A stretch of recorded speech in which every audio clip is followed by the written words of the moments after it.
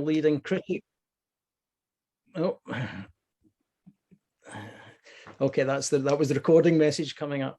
As well as being a leading critic and literary historian, Rory's also been and continues to be a preeminent champion of Scottish literature as an editor, administrator, and board member.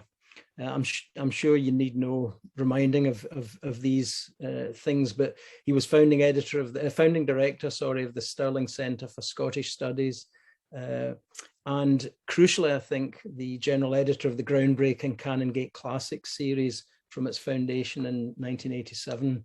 He was chairman of Book Trust Scotland, which he steered to independence as the Scottish Book Trust in 1998.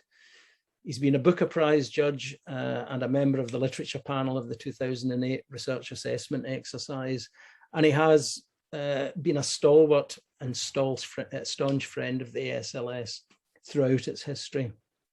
So in other words, there is no other more appropriate nor better qualified person to start us off today with an overview of Scottish literature during the first 50 years of this association. So over to you, Rory. Thank you very much, David. Can you hear me? First of all, you can hear me, yeah. Thank you for those very kind words. I must pay my subscription. I'm honored to be here, except of course, I'm not really at a time when meeting and mixing with friends and colleagues is more precious than ever.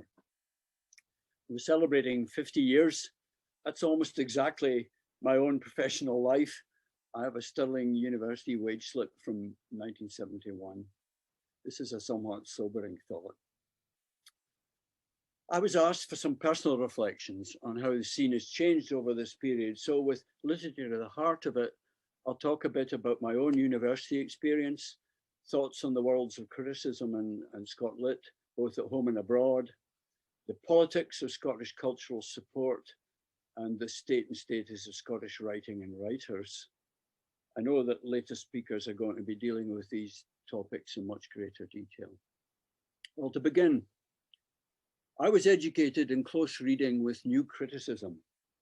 And since then, I've seen the varying fortunes, if not quite the rise and fall of formalism, French theory, postmodernism, new historicism, post-colonial theory, feminism, gender studies, and queer theory. I'm glad to have been spared the challenges of critical race theory and decolonizing the curriculum. University teaching, in other words, has changed a lot in my time, sometimes for the better and sometimes not so much.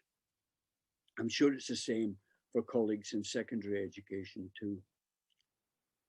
Compared to my own student years, university models of assessment and student support have hugely improved, especially in bibliographical, presentational, and research methods, where I think we do so much better than we used to.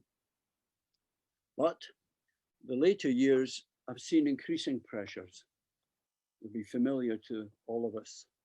Rising student staff ratios and reduced contact time, the constant drive to bring in research funding, growing demands to increase intake, finance-led competition for overseas students and the suspicion of grade inflation, the intellectual fractures of Brexit and the lack of mobility and the lack of job opportunities for young graduates. All these mean today an academic career is not for the faint-hearted. Having said that, the good news is that the last 50 years or so have also seen enormously productive and creative developments in the field of Scottish studies. Of course, we want and should want still more, but we should also recognize how far we've come. When I was a student, the most influential new book on Scottish literature had been written in 1958 by a German scholar who'd spent time at Aberdeen University researching the Scottish tradition in literature. Kurt Wittig gave way to David Craig, Literature and the Scottish People, followed by the updated version of John Spear's Scots Literature Tradition, whose roots go right back to Leavis and scrutiny in Cambridge in the 1940s. And then David Deiches produced The Paradox of Scottish Culture in 1964, the year before I graduated. In the same year, key books in my field arrived from Ken Buthley and Duncan Glenn. And at Aberdeen, I remember fondly Tom Crawford and Matthew McDermott, the first chairman of ASLS, in fact. I could spend the whole of the rest of this talk signaling the dozens and dozens and dozens of significant monographs, biographies, and collections of essays that have multiplied since the 1970s. Many of them produced by outstanding scholars and critics working in Scotland and Scottish institutions, and some of them here today. None of Wittig, Craig, Deiches, or Spears were actually teaching in Scotland when they made their mark in the field. This latter point is significant, I think, for it signals that study of Scottish literature has finally, so to speak, come home. Alex Scott and the founding of the Department of Literature at Glasgow was a special milestone in '71. Many of us remember his pretty vigorous personal style, which paved the way for the first such department in the country with its first titled professor, the late, much missed Dougie Gifford. Glasgow is still the only such department in the country, but now the subject is represented in nearly all our institutions. Our practice at Stirling was to teach Scottish literature as one of several specialisms that could be pursued as part of the overall degree. I think that was a good policy, but it was also a realistic policy in terms of financial, strategic, and demographic recruitment terms. The truth about how university funding is funded today is that, in effect, we're all in competition with each other for student and postgraduate numbers. One of the best initiatives of the university's Committee for Scottish Literature, an adjunct of the ASLS, has been to collate and coordinate a register of what's being taught, and especially what research is being done in our field across all the institutions in the country. It used to be surprisingly difficult to call up this information. So this project is a very new and welcome thing, where the value of the subject we all love and share is seen to be larger than the competing priorities of the institutions that employ us. As a similarly collective academic endeavor across many different schools, colleges, and universities, the ASLS understood this from the start. Since its foundations, as we know really, it's produced 50 annual volumes to date. This is the forum, and I don't want to make Duncan Jones and his predecessors blush. This is a forum that can match any academic publisher in the quality and focus of its output. I'm thinking of so many edited volumes, anthologies, and critical interventions, along with the International Companion Series, the Scott Notes, New Writing Scotland, and of course the Literary Review and Scottish language journals. Not to forget an online presence with downloads, the International Journal of Scottish Studies for a spell, and the Bottle Imp. The four indisputably major academic publishing initiatives of our time must include the Duke Edinburgh Carlisle Letters, also celebrating 50 years. Started in 1970 by the late Ken Fielding, carried through by Ian Campbell and Aileen Christensen, no longer with us. We were students together at Aberdeen. And then there's the Stirling, South Carolina James Hogg, whose first volume appeared in '95, pioneered by the late Douglas Mack, whose first volume appeared pioneered by the late Douglas Mack, supported by many other scholars, notably Suzanne Gilbert and Gillian Hughes. A long way from relatively humble beginnings as the James Hogg Society newsletter. Actually, Hogg is a good example of how new editions rewrite critical opinion and literary history. Earlier historians saw the Ettrick Shepherd as a minor character in the MAGA group. Hogg, as we shall see, had his periods of inspiration, says the otherwise reliable J.H. Miller in 1901.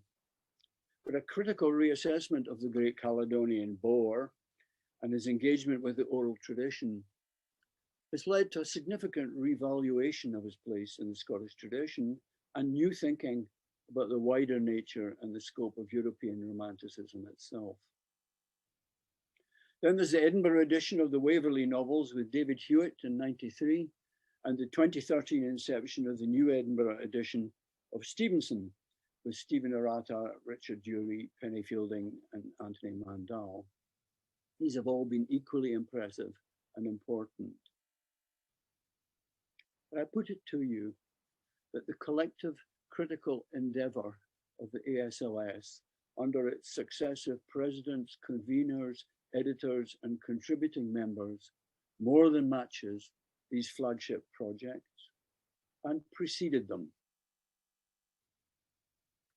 Equally significant is the organization's understanding that a healthy culture starts with the grassroots and the availability of topics, texts, and study guides on the curriculum of our schools and colleges, and that's the Scott Notes especially.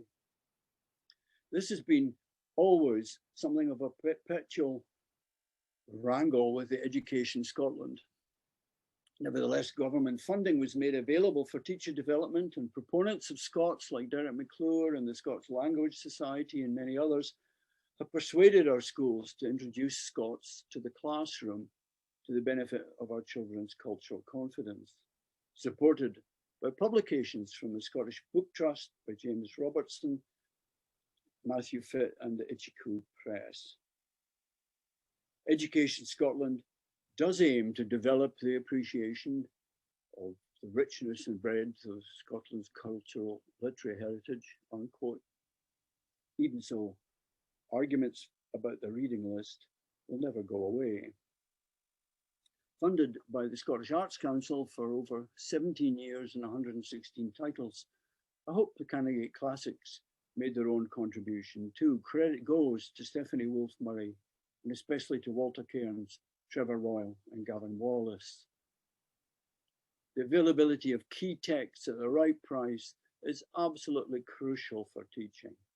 And I'm proud to say volumes 1 and 4 of the Canongate Classics were deliberately chosen to be novels by William Muir and Nan Shepherd, both of whom at that time had been almost entirely forgotten.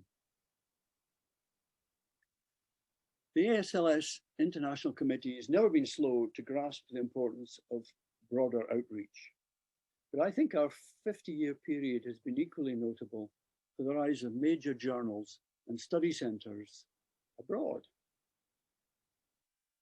The Scottish Studies Centre at Germersheim was established by Horst Drescher in 1981. It's part of the English department at University Johannes Gutenberg at Mainz, but it's situated, as it happens, alongside, perhaps appropriately, a School of Translation and Linguistic Studies at the Germersheim campus. Their first volume celebrated the International Carlisle Symposium in '82, and I remember the thrill of attending their early conferences. It was there that I first met Ross Roy, utterly resplendent in tartan trousers, and also Catherine Kerrigan. So here are two McDermott critics, one from Scotland and one from North America, meeting for the first time in the German beer keller. I met and made friends too with Joachim Schwendt, Suzanne Hagemann, Andrew Monnikendam, Murray Baumgarten, and Keith Dixon. I think the Germersheim Centre is currently running at about 43 volumes, and I'm proud to have work represented in them. We shouldn't actually forget the granddaddy of them all, actually, which is the pioneering international presence of the University of South Carolina, who launched studies in Scottish literature as early as 1963, under, again, the formidable enthusiasm and editorship of Ross Roy, and now Patrick Scott and Tony Jarrells. Under Ross Roy's guidance, South Carolina became the first significant centre and research resource in Scottish letters outside Scotland. Studies in Scottish Literature, their journal, is now fully and freely accessible online with about 250,000 downloads. I looked them up, and it's gone through about 46 volumes since its inception. Ross was a Burns man, of course, but South Carolina's input was equally important for the Hogg edition.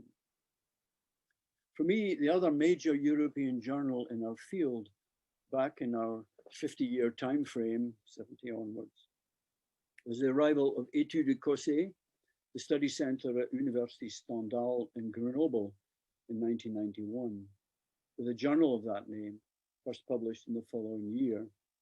Their first number was on representations of Scottish history in particularly via Scottish writing. Looking back, I realized that my own contributions to international events in both Germany and France, all my early papers there, all tended to problematize Scottish identity by analyzing examples of its utterly constructed, fictive, not to say totally invented nature, via comfortable stereotypes of Lorraine folk and our supposedly Celtic roots. It was in France that I confirmed a long friendship with Keith Dixon and got to know Pierre Morer and David Leishman at Grenoble, along with Christian Sévarly at Strasbourg and Bernard Salin at Nantes.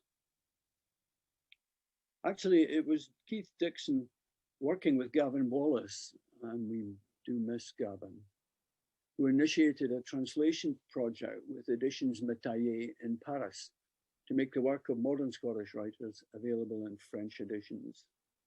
Anne-Marie Métaillé's company was founded in 1979 to specialize in the translation of European fiction into French. Under Keith's guidance, she instituted the Bibliothèque Écossais in 1997 to introduce both established and emerging contemporary Scottish authors to French readers. Good, the phone has been stifled. To introduce emerging and contemporary Scottish authors to French readers. Their authors include James Kelman, Alistair Gray, John Burnside, James Robertson, James Meek, Jackie Kay, Megan Delahunt, Dominic Cooper, Mick Kitson, Suhail Sadi, Jenny Fagan, Louise Welsh, Liam McAvaney, Chris Brookmeyer. You might see a leaning in some of these titles, perhaps appropriately towards tartan noir, crime fiction. Following the example of Editions Métaillé, Publishing Scotland with Marion Sinclair, supported by Creative Scotland, started a translation fund to further develop the dissemination of Scottish authors in other languages. The last 2 years have seen 27 titles in 12 languages. And back in academic circles again, of course, 2014 saw the first World Congress in Scottish literature, Scottish literatures, I should say, in Glasgow, with the launch of ASL, and a Vancouver Congress followed in 2017, and plans for a third in Prague in 22. I would argue that all these differently various international initiatives make a remarkable record of confidence, expansion, and development, all witnessed during the lifetime of the ASLS.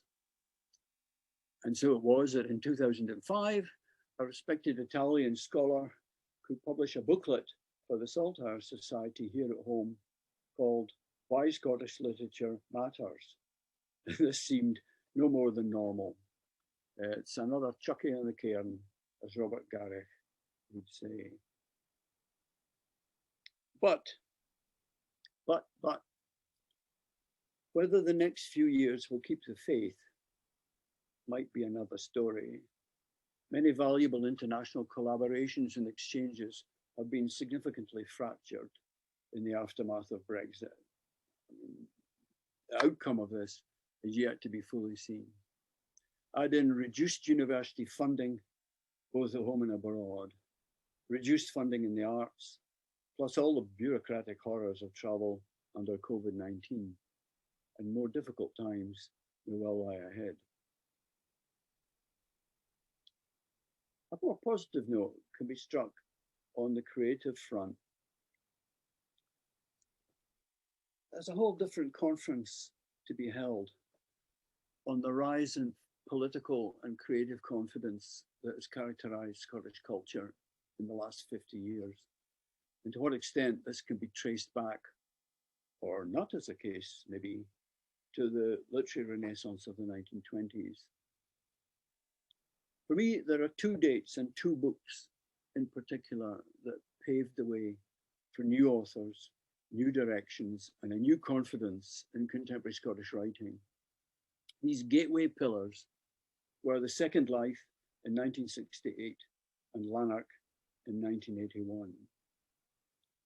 Younger writers today may deny any link to MacDiarmid's generation, with its overwhelming emphasis on political and linguistic identity. And contemporary writers and critics have not been slow to demonstrate the predominantly male assumptions and the almost exclusively male membership of that generation. But I'm not sure I can imagine or explain the outstandingly healthy nature of Scottish writing today without looking back to those foundational, however patriarchal, years that took us towards the referenda of 1979, 1997, and 2014. Be that as may, and it is open to debate, the explosion of new writers, and especially of new women writers, poets, novelists, playwrights, and critics, is the single most significant development of the last of the old and the first of the new centuries.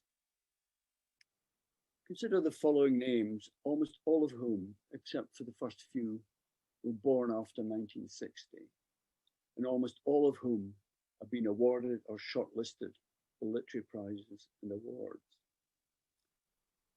Liz Lockhead, Carlan Duffy, Maggie Gibson, Dilys Rose, Meg Bateman, Janice Galloway, Kirsty Gunn, A.L. Kennedy, Jackie Kay, Kathleen Jamie, Kate Clancy, Anne Donovan, Laura Hurd, Ali Smith, Mary Montgomery, Anna Frater, Angela McSeveny, Denise Mina, Louise Welsh, Leila Abouleila, Kirsty Logan, who was awarded the first ASLS Gavin Wallace Fellowship, Helen Sedgwick, Gail Honeyman, Jenny Fagan, Kirsten Innes, and notable recent contenders in the Saltire Poetry Awards have been Jen Hadfield, Vicky Husband, Pippa Little, M. Strang, Miriam Nash, Jenny Lindsay, Jay Whitaker, Jeanette Ayachi, and Roseanne Watt. There's more, but you get the idea. This is a huge shift. Having said that, I remember a cautionary research done by Christina Neuwirth, a publishing studies postgrad at Stirling, whose work on gender equality in contemporary Scottish writing and publishing showed striking disparities still present in the balance between male, female, and non-binary authors as represented in genres, arts festivals, media appearances, and book reviewing. I think the statistic that struck me most forcefully was how underrepresented female reviewers, critics and reviewers, were in our various literary outlets, 14% to 86% men. The good news, though, is that freed from the old Renaissance pressures to demonstrate national identity, contemporary authors are far readier to experiment, to mix and revitalize conceptions of identity, gender, and literary genres. Crime fiction, science fiction, historical fiction, the Gothic, fantasy, creative non-fiction, and deeply personal engagements with the environment. Serious literary work is being produced in all these fields, fields that might once have been looked down upon as genre or not fully literary. In this regard, I think the pure storytelling spirit and the elan of Robert Louis Stevenson is alive and well and back amongst us.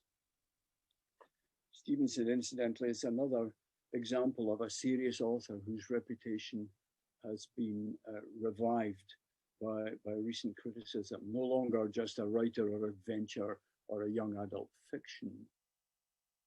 We started the Journal of Stevenson Studies in 2004, 12 years, 8 international conferences.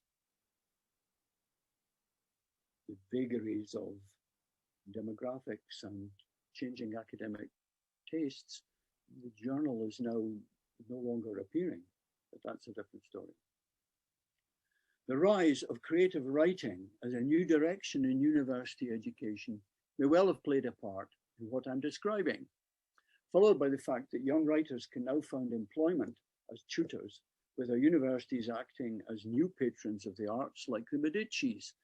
Maybe like the Medicis in more ways than one. In the same way, authors and poets have been sustained by contracts with schools, colleges, and local authorities, working as creative exemplars or writers in residence, while the Scottish Book Trust and Publishing Scotland, along with Creative Scotland and the collective body that is Literature Alliance Scotland, offer support, information, collaboration, and guidance. When McCaig, Crichton Smith, and Sorley MacLean were teaching in schools, and Hugh McDermott and Edwin Muir were struggling to make a living as poets and journalists and book reviewers, it was pretty much Scottish pen alone that could give them a platform and send them abroad to spread the word. So things, institutional support has got much better. The Society of Authors goes back to the 19th century, of course, and Scottish Pen and the Psalter Society date from the 20s and the 30s. The Gaelic Book Council comes from 68. Scottish Poetry Library was launched by Tessa Ransford in 84. In the years since, we've seen the explosion that is the Edinburgh International Book Festival, started in 48, of course, but hugely expanded. UNESCO Cities of Literature, Glasgow I Write, and more than 60 book festivals throughout Scotland each year. I think it was 68 at last count. This is another huge and welcome shift. But maybe a small caveat to close. Are we the better for the burgeoning of what we have learned to call the arts sector? The socialization or even the industrialization of creativity? I'm occasionally visited by doubts about this. Not least when I read lines like these from the Scottish Government's policy statement for the creative industries. Their words, not mine. We want to ensure that public sector support is used in a strategic way, achieving the best long-term outcomes, that creative businesses have the right advice, networks, and opportunities to realize their full potential. That's something very new too. It's a managerial discourse that has evolved in the last 20 years. And there's something about it that I rather distrust. Apart from anything else, I think the language it uses and the mindset behind it reveals a fundamental misunderstanding of what culture actually is and where its unruly roots really come from. But funding is funding, and may the festivals flourish as long as our creative artists remain bloody-mindedly and unreconstructedly committed to whatever it is that drives them, wherever it takes them, regardless of cultural common anxieties about cultural appropriation, well-being, and government guidelines for those long-term outcomes. But that's a whole other topic, and let's not go there today, which is why I'll stop speaking and switch to mute.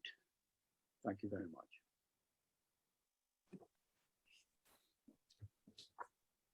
Well, thanks very much for that, Rory. And I hope we won't keep you on mute for very long. Lots to go on there, and we've got time. We've got a good 10, 12 minutes for questions. So anyone please like to go first with a question?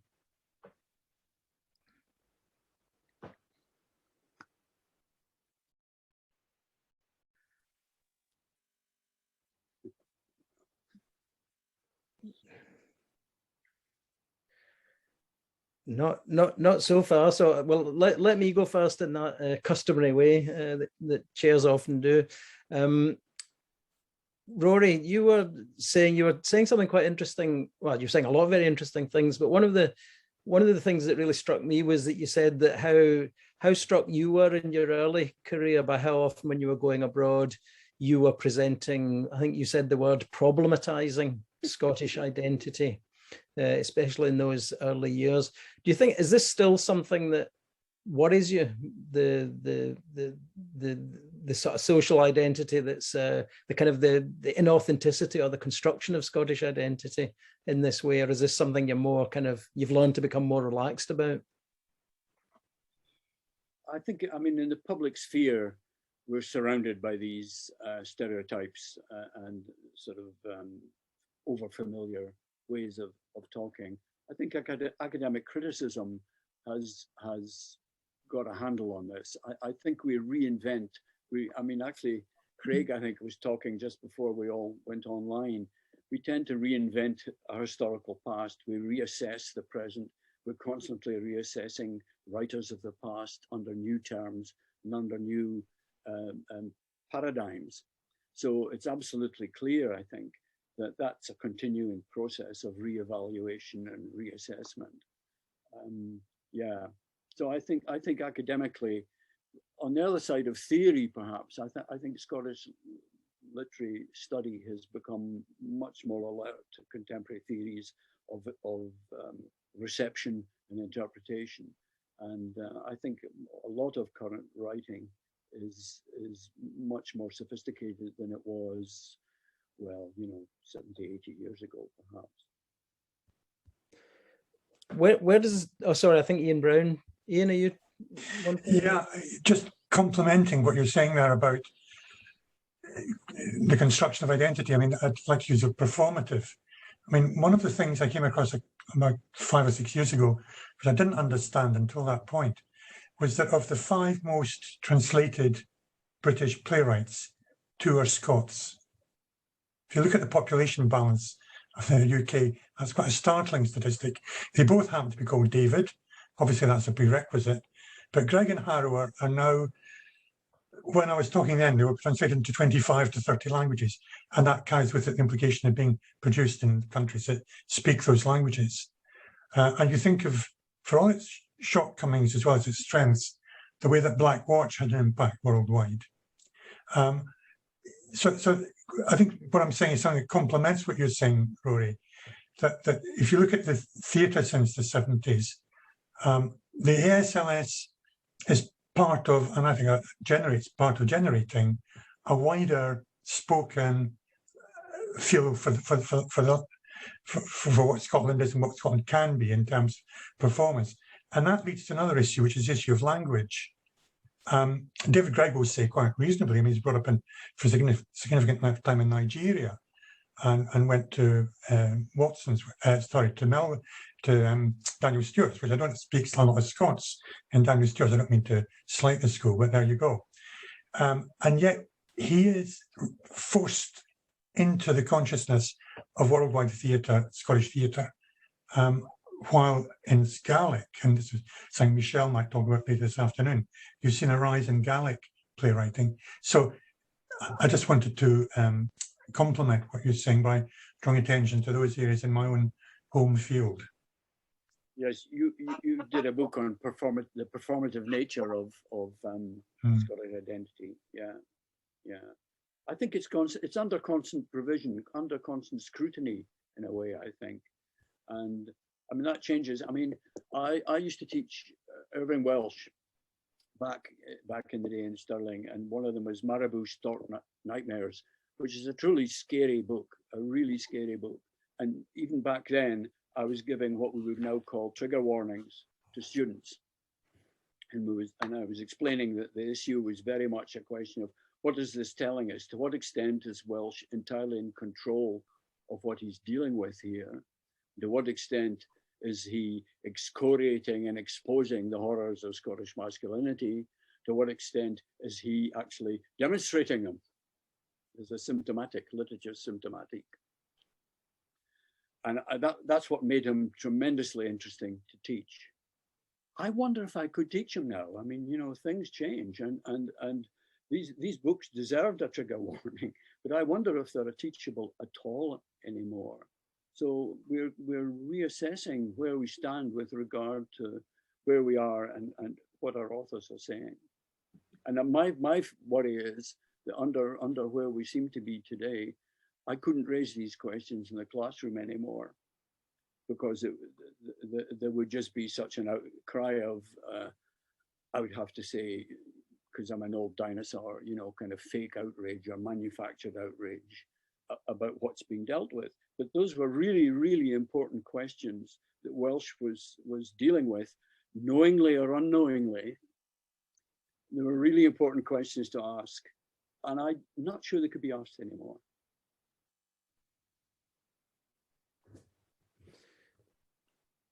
Okay, I'm afraid I can't see all the screens at one time, so I can't see if people are visibly waving or not. But please, anyone got more wanted to come in on any of this?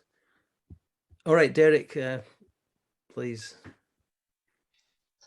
Is there still not enough institutional established support for the teaching of Scottish literature and Scottish language in the schools and in the universities?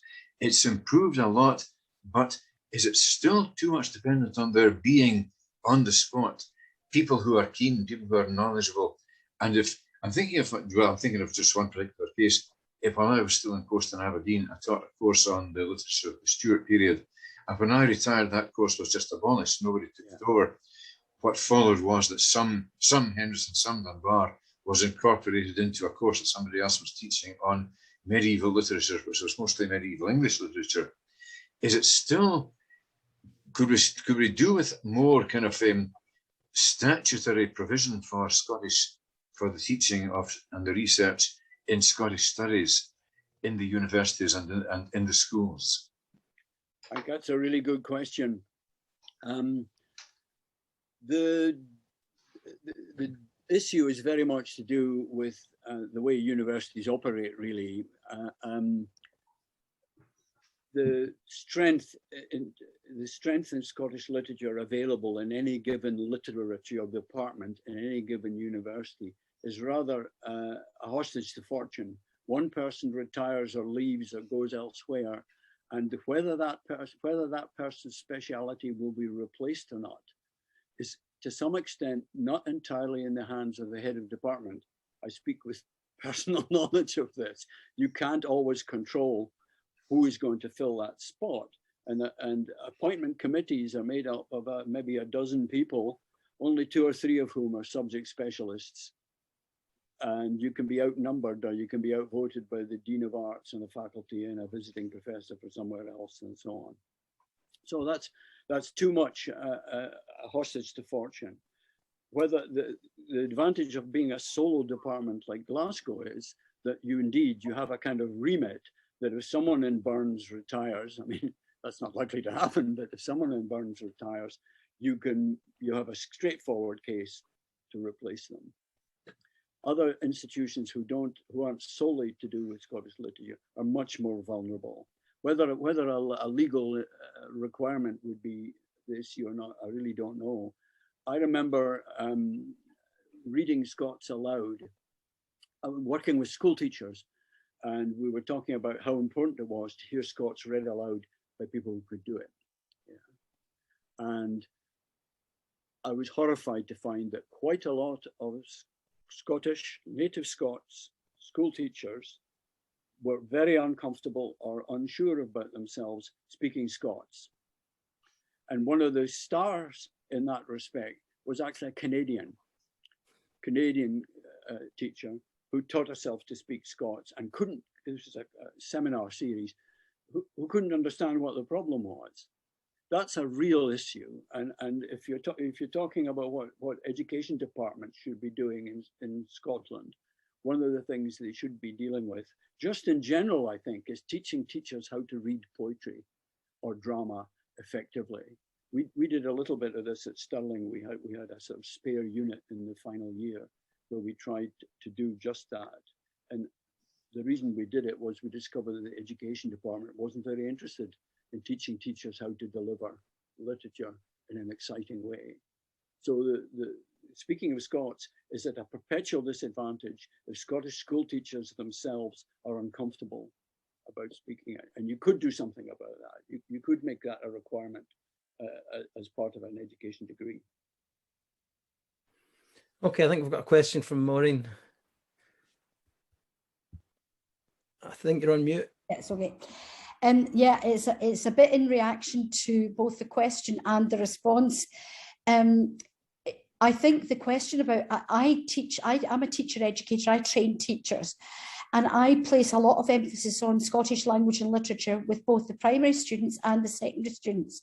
But it's a particular interest of mine. And I have just reduced my contract now. I'm now down to 0.3 with the intention of disappearing in a couple of years. And I'm not sure that there will be anybody there to replace me and to continue that emphasis, and that's a real issue. Yeah. I will be talking a little bit in the talk that I'm doing next about schools and about legislation, and can I promise you, Rory, I do teach them how to read poetry. Yes, sure. And indeed, I teach them about how to read aloud, because sometimes for student teachers, that's something that they are really quite scared of. And you're right, I don't think there's enough attention paid to it, but I promise you I do.